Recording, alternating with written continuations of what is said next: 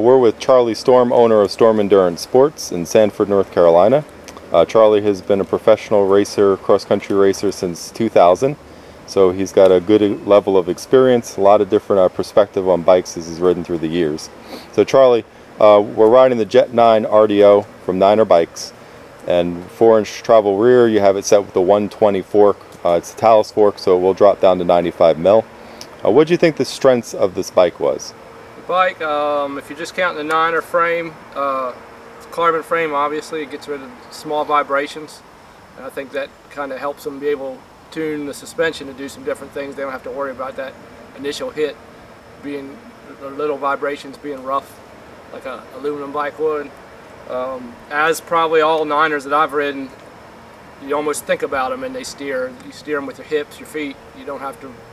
You can just ride the bike. You don't have to worry about where you're steering and pushing the front end around a lot. Okay, so you'd say the strength is its steering response, its responsiveness to rider input. Yeah, the steering, and then the other strength.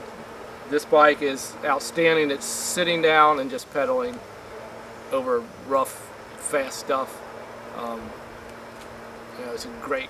I can ride this bike all day. I did 2 6-hour rides up in Frederick, Maryland, the Frederick watershed. They have long, steady stuff, and tons of little bumps, and they have big rocks. They get a little bit of everything. I did 2 6-hour rides up there this summer, late summer on it, and the bike, I never got tired like I would a hardtail. I could have rode 2 or 3 more hours probably.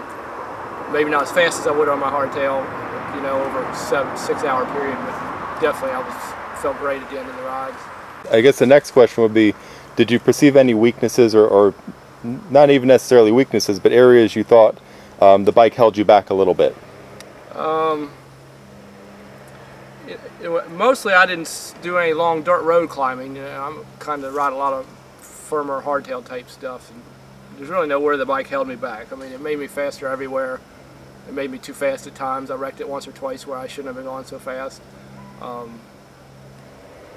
I think it was very important, which we were just talking, it's very important to set the shock up right.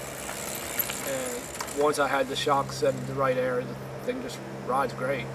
Let's talk about who should be riding the bike. With the 120 fork, carbon frame, 4-inch travel rear, what type of rider do you think is going to benefit the most from riding the Jet 9 RDO? With the 120 fork, I think setting this up with the 120 fork makes it, I think, the exact rider would be somebody who wants to be really fast, riding with their buddies, you know, because they want to be able to move fast because you have 100 versus a longer travel bike, but they want to a little bit accelerate on the downhills because that 120 millimeter fork is going to make you, I mean, it goes down hills over rocks a lot better than 100. It's leaps and bounds better than 100 over hits. So would you put it with the 120 fork, would you put it in the trail bike category, or would you still keep it in more of that race bike category? I think it gets to more, it's kind of almost in between. I think it gets to be a person who wants a trail bike but they want it fast. With the 100 mil front and rear setup, the type of rider you think is going to benefit the most from that particular setup, who would you say that is? It becomes a little more towards a race bike and a little farther away from a trail bike. Somebody who's racing their buddies and wants a really fast bike, or somebody who wants to ride all day, 4, 5, 6-hour rides, or maybe 100-mile racing type bike. Okay, so if you were going to run just a standard, about 20-mile cross-country race, would this be the bike you'd pick? Yeah, over my hardtail or over a longer travel bike, this bike would be a great cross-country race bike. So this bike, with the 100 mil setup, would you say, you mentioned it, yeah, for 20-mile, around those 20-mile XC races, it's a great choice. What about for ultra endurance, like 100-milers, stage races, things along those lines? Stage race, maybe. It depends. I think it depends on how much gravel or logging roads there are. If there's a ton of pedaling on gravel or logging roads, it might be better to be on a hardtail. This bike is great where you just sit and pedal and pedal and pedal, and it's real efficient. You get a lot of power out of it. It's almost like riding a motorcycle at times.